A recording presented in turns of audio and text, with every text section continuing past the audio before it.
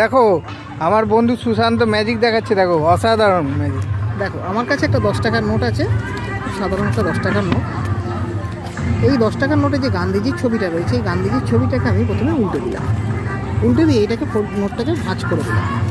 এখন ভাঁজ করে দেওয়ার পর গান্ধীজির ছবিটা এখন কোন দিকে আছে? গান্ধীজির মাথাটা রয়েছে নিচের দিকে। এইটাকে যে ফোল্ড করলাম, এটাও পরেও গান্ধীজির মাথাটা রয়েছে নিচের দিকে। এবার যে ফোল্ড করলাম তাতেও গান্ধীজির মাথাটা রয়েছে নিচের দিকে। এখনও পর্যন্ত আমি এই নোটটাকে বা আমার হাত দুটোর কোনোটাকে কিছু ঘোরাইনি। খুব ভালো করে খেয়াল করে আমি গান্ধীজির মাথাটাকে নিয়ে নিচের থেকে নিয়ে সোজা করে দিলাম, ইনভিজিবলি এটাকে উল্টে দিলাম, অদৃশ্যভাবে উল্টে দিলাম। তাতে কি হলো দেখা যাক। দেখো এখনও গান্ধীজির মাথাটা রয়েছে নিচের দিকে। গান্ধীজির মাথাটা কোথায় রয়েছে? নিচের দিকে। এবার গান্ধীজির মাথাটা কোথায় রয়েছে? নিচের দিকে। রেডি? 1 2 and 3। গান্ধীজির মাথাটা সোজা হয়ে গেছে। অসাধারণ অসাধারণ। Thank you.